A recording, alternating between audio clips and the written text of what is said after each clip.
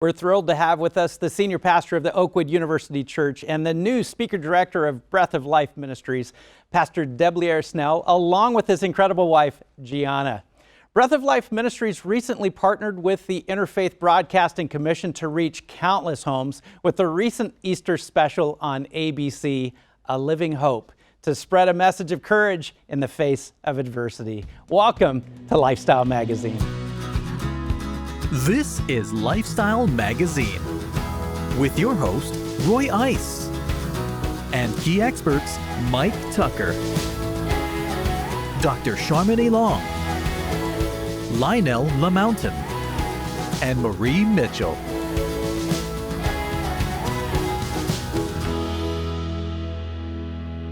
I'm here today with Pastor Debleaire Snell, the new speaker director of Breath of Life Ministries, who has had quite a transition in the past few months, haven't you? I have. You've gone from church pastor to now you're a university church pastor and a television personality. What's that transition been like for you? It's a major transition. I think there's the addition of the responsibilities as it relates to the television ministry. It's stretching me, it's developing me, it's growing my faith in the process. So it's a major transition. So many people deal with stress, especially during transitions. Start a new job, lost a job, COVID came in. Talk to me about some of the stresses that came into your life in your transition. I think one of the keys is recognizing what season you're in. Yeah. And one of the reasons I believe that's critical is sometimes we can expect for things to happen really quickly or to materialize ahead of schedule. But I think when you recognize what season you're in, whether you're still in transition space, whether you're in a building space, or whether you're in a season where things should be materializing, I think it helps you manage your expectations. And so I think a critical component has been managing the expectations and making sure that my expectations align with the correct season. Now, you just, you filmed ABC's Easter special, A Living Hope. That had to be stressful for you. Very much. I mean, but now one of the things I'll say is that we had amazing people around us helping us to, bring that to fruition. It was my very first television special, so I had great coaches, a great team of people that helped create a construct where my gifts were able to flourish and shine. And all I had to really do was just kind of stand up and do my part. So I think that's a critical component. Yeah. And then I think, even as we talk about managing stress, the other thing I wanted to add was that I think part of it was just kind of understanding your boundaries and your personal limitations. So one of the things that, one of the most righteous things I do each and every day is I say no. There are a lot of things that are noble, a lot of things that are good. There are a lot of things that have merit and value, but they're just not critical and essential to the mission. And so I think that one of the things I have to do is just kind of make sure I have a filter between those things that are essential, those things that are critical. Because I think, the reason I say it's a righteous thing is because it's hard to say no with your lips. But at the end of the day, we all say no with our behaviors. So when you neglect something, that's no. When you abandon something, you say no. When you come up short or you procrastinate, all of those things are no's. So I just think it's better to say no with your lips and create disappointment on the front end as opposed to saying yes and then disappointing with your actions or your behaviors on the back end. For instance, it may be cool if I can go to that birthday party, but that may not be critical to the mission on that particular day. And so those are the kind of decisions I'm trying to filter through. Now, I love to socialize and be at the birthday party, but if it's going to take away from the main thing, then those are the kind of things I have to say no to. It's hard, though. I imagine as a pastor of a university church, this is a large church, Yeah. A lot of funerals. You got a lot of birthdays, you got a lot of anniversaries, you got a lot of programs. That has to kind of rip at your heart sometimes in saying, look, I understand, and in certain cultures, if the senior pastor's not there, a pastor didn't show up. You could send an associate and nobody showed up. Right, yeah. So it has to rip at your heart, just that stress. Yeah. I think one of the things that, I've been pastoring now for close to 20 years. Yeah. And I think one of the things you learn early on is that you've got to be loosed or freed from other people's opinions. I think, people's opinions, they're not bad, inherently, but I think what they can do is they can, steer you in directions that really don't allow you to kind of be the best version of yourself. Or, what will happen is, whether it's individually or corporately, you experience kind of what some refer to as mission drift, meaning, your intent was to move in this direction, but expectations they will constantly cause you to drift in a different direction. And again, that direction is not bad. It's not evil. It's just not what you are ultimately designed to do. And I think that I'm a person that I try to live, out my purpose. And I think each and every one of us were created with an assignment, with a purpose, a destiny to fulfill. And I think that not everyone's aware of that destiny. So, they see the things that you can contribute, the things that you can offer, and they want to give some direction to it. But I think internally, we've got to all have a personal compass, a personal GPS that says, this is where I'm supposed to go. I'm going to listen to a singular voice as opposed to allowing myself to be guided by a multitude of voices. I love that. Now, you've written a book called Get Unrealistic. Yeah. Unpack that for me. What do you mean by Get Unrealistic? So whenever I'm in a space where, we're dealing with people and somebody's drawing up a large vision board or, a really big idea list or a large, prayer request, there's always a voice that steps into that space and says, well, that vision board, that's good, that's cool, but you've got to be more realistic. Yeah, you're being unrealistic. You're being unrealistic, here. yeah. And it's amazing because they actually see themselves as an asset to that type of dialogue by restraining the energy and kind of creating limitations for the beliefs. But actually what they do is they actually harm, the type of energy or attitude that's going to really push a mission or an organization or a group forward. Dr. Martin Luther King, you remember when he gave his I Have a Dream speech? When you look at the articles that were written around that speech at the time, that was deemed as being too idealistic, unrealistic, too philosophical. It did not align with the reality of the time. But it's something now that we hold as sacred, as a true value, because somebody at some point did not just live life based on what can be detected through empirical means, but they could see, hear, touch, or smell. There was a vision that drove them beyond the limitations of what they could see. I love that. We're going to talk about some other parts of your life where you had to get unrealistic. And when we come back, we'll also be joined by Pastor Deblaire's wife, Gianna, as well as our relationship key specialist, Mike Tucker. So stay tuned.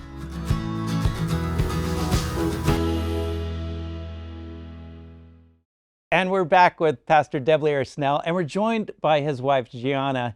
And also joining us in this segment is our relationship key specialist, Mike Tucker. Gianna, I know you've got a story. I know that something has happened in your life, and would you share that with us? Sure. So about 4 years into our marriage, we decided it was time to have children. We wanted to hear the pitter-patter of little feet. And, the couples around us were having children, and so it just felt like the right time. We had time to travel, time to connect, and so we were ready. So we got pregnant right away. And then a few weeks into the pregnancy, I started experiencing the symptoms of a miscarriage, and I was devastated. And what was even worse about it was that when I called the doctor, they told me there was nothing that they could do at that point because it was so early. There was no intervention available. And so when we were processing that news, it just kind of took us back because we had not heard of anyone in our family or anyone in our circle that had experienced that type of loss. So it just kind of hit us out of nowhere. But we, were encouraged by the doctor that this is something that happens a lot. It's nature's way of ridding itself of something that's just not right. You all will have another child, it'll work out. So a few months later, got pregnant again. And by this time we're realizing, let's put some more prayer behind this, So my husband was laying his hand on my womb every morning, praying over me, and just praying over this baby that God would make this thing happen. And so a few weeks after that, had another loss. And by now we're just kind of questioning, like, what's going on? Why does this keep happening? So we switched over to a new doctor, tried to get a new perspective on things. They ran some tests and they said, everything's normal. Let's try it again. Got pregnant a third time, and this time we got to see a heartbeat. We got to hear a heartbeat, got to get the ultrasound picture. And so there was just a different expectation this time because we saw a healthy baby. And so we're going through the pregnancy. Again, he's praying over my womb. We're believing. Yep. I remember standing up in church one day as a pastor's wife saying, I'm claiming that this baby lives. Yep. You know, God is going to do this. And I'll never forget, a friend of mine called me and she said, what's going on? And I said, I need you to pray that this baby lives. And she said, I'm going to pray that God's will be done. And I was like, wait, that's not what I asked you to pray. Yeah. But I realized that God is sovereign, and he began to speak even through those little things to let us know that it's his time and his way. And we ended up losing that pregnancy as well. We went in for the appointment, the next appointment, and there was no longer a heartbeat. And by now it was just a really heavy thing to carry, because you just feel helpless. You feel like, what am I doing? You know, what did I do wrong? Right. But the doctors kept assuring us that this is just something that we've got to figure out and get to the bottom of. But I think one of the things that encouraged me, one day I was just crying. My husband came home and said, you know, the weapon that's been formed is not against our babies, it's against our faith. So we've got to hold on to our faith no matter what, you know. So we said, all right, we're gonna try one more time. So this time we got pregnant again. They put me on blood thinners because they realized I had a blood clotting disorder, and they said, this is going to fix the problem. We're gonna see this baby come to fruition. So we get past all of the milestones, and we're, you know, seeing the heartbeat again. We're experiencing everything. Get to the point where it's time to find out what we're having, and we go in for that ultrasound.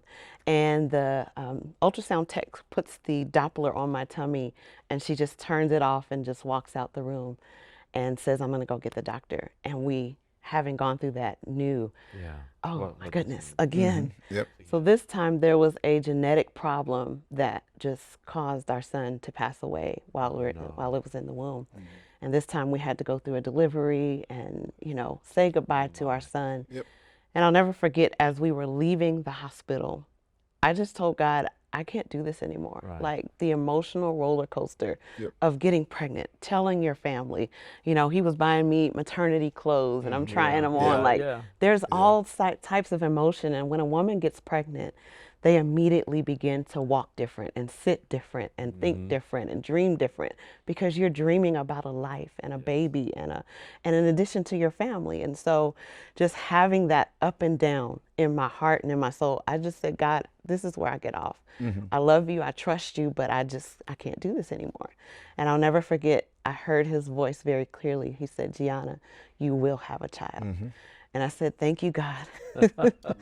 But it was just a dark season of loss, because he was praying over me every day. We were claiming promises. People were fasting and praying for us, and for it to constantly end in miscarriage was heart-wrenching. And I got to a space where I said, I can't read this Bible anymore. I can't pray these same prayers, because we have just prayed these prayers. We had just claimed these promises and they didn't happen.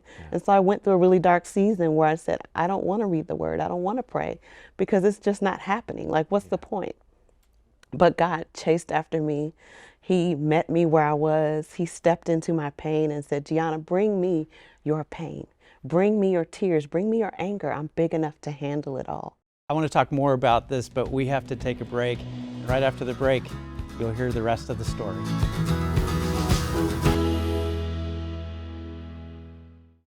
They say the strongest people have the most scars. Everyone hurts. And if we're not careful, pain and suffering can steal our joy. So in life's darkest moments, get unrealistic and use gratitude to make pain serve you. Find something, anything, for which to be grateful, whether it's a memory, a lesson learned, or the chance to help someone else who's struggling. And maybe, just maybe, be grateful for your scars too, because they show that you survived. Turn your scars into strength to unlock your best life. And we're back with Pastor Debleaire and Gianna Snell. Now, you went through these great 4 losses. What happened next? So we decided we wanted to take a year off from trying to have any children and just let our hearts heal. Understandable. But 9 months later, we found ourselves pregnant again. Oh my. And it was kind of mixed emotions because there was a lot of fear, Yep. but there was jubilation that we still had hope. But we were able to take all the doctor's prescriptions and take bed rest for the 9 months. And in March 2010, we were able to have our son, Jaden Christopher Yep. Snell. Oh, good. And Jaden means Jehovah has heard. Oh, Yep. wonderful. And we were just celebrating that God had heard our cries and had settled us in our home as the happy parents of children. And is that's the only child you had? Now, or- a couple years later, we had our daughter, who's 9-year-old. Her name is Brooke. And the irony is we were just rejoicing, done. Yeah, done, yeah. But then we had a third son, Yeah. Braden. And that's so he just turned 7 years old. That's great. Yes. That's That's great. amazing. Yeah. Now, Mike, as a grief counselor, are there complications with people who are grieving miscarriages that are Yeah. not the same as other losses? Absolutely. With other losses, we have the ceremony of a funeral. People send flowers and casseroles and everything else. Yep. That doesn't happen with miscarriage. And usually people try to gloss over that. Well, you can try again. You'll Sure. have another one. Yep. Or, it wasn't meant to be, or something of that nature. And that complicates the mourning. You don't get the support that you would otherwise. Absolutely. That was one of the most painful parts of my journey and our journey, was just feeling like there wasn't the support. It's not something you announce at the Right. dinner table. You don't go on Exactly. social media and announce, I just had a miscarriage. And so it was hard. And so I wanted to create a place where women could feel supported and prayed for and encouraged. Wonderful. It's called They That Wait Ministries. Ah. And we are just there to help encourage and strengthen and pray for couples and women who are trying to have It's children. amazing to me that people who have gone through such pain can take that pain and turn it to good for someone else. And that's exactly what you've done. I love what you say, Debleaire. Pain has a purpose. What do you mean by that? There's an intersection where you find your purpose.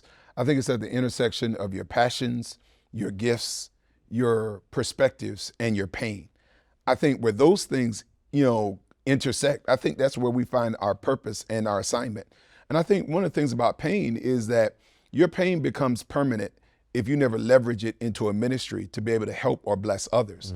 And so one of the things, even with this, as we're going through this experience, it's a very silent community. There's not really conversation around it. And one of the things we found out is that, 1 in 4 mothers to be will experience a miscarriage. And to Mike's point, there's no outlet for grief. There is no ceremony, because even grief, every loss needs some type of ceremony to help you move through it.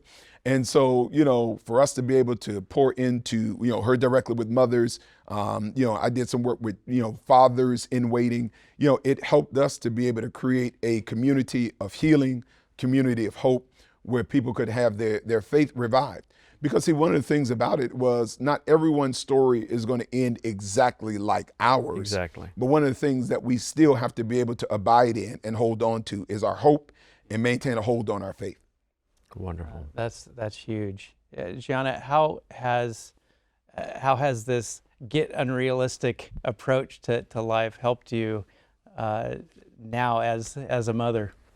It's helped me to dream bigger, pray bigger, to see bigger, to see through the eyes of God what He has planned for me, for our family, for generations to come. And I tended to be a pessimist, one who looked at the glass as half empty. Yeah. But after reading Get Unrealistic, I realized that I need to look at things more optimistically, more through the eyes of faith, and see what could be, not just what that's is. cool. And so That's it's cool. changed my whole life.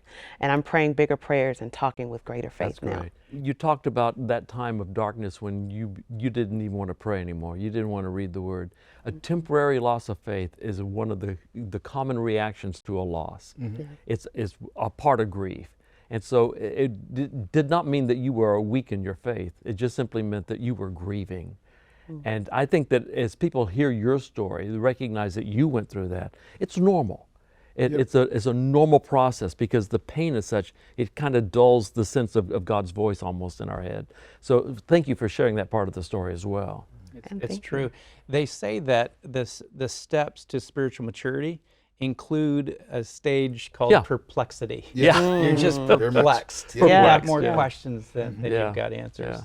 Debleaire, what do you hope people will take away from your book as they are challenged to get unrealistic. Yeah.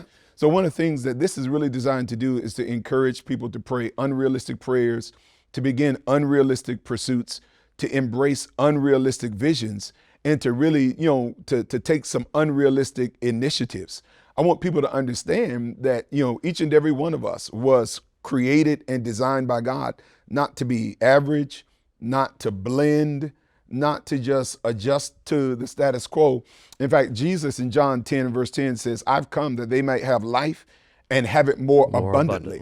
Yeah. So my belief is that anything below abundant life is less than God's design or his standard for each and every one of us. And so this whole idea of being unrealistic is kind of cultural and in many different ways, because life wants us to kind of proceed with caution and safety. And again, I'm not necessarily against those things, but I don't think faith should be made subject to those things specifically. I love that. That's so inspiring. Your story is so inspiring to us. Thank you so much for sharing it. I'm sure you're helping so many people who are struggling with grief and loss, even at this moment. Don't go away. We got to take a break, but when we come back, I have some closing thoughts.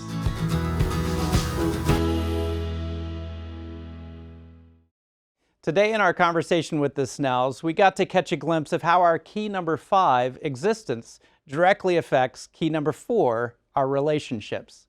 Did you catch what Debleaire said? Pain has a purpose. If you're leveraging into your pain, if you are allowing it to make excuses for how you treat your purpose and the people around you as less important than your pain, your misery will become permanent and it will manage you instead of the other way around. So let's all try to get unrealistic today and lean into our purpose and lean in lovingly to our loved ones and experience the freedom and pain relief that it will bring. For more meaningful life tips and an opportunity to view this show and all other episodes, visit our website at lifestyle.org.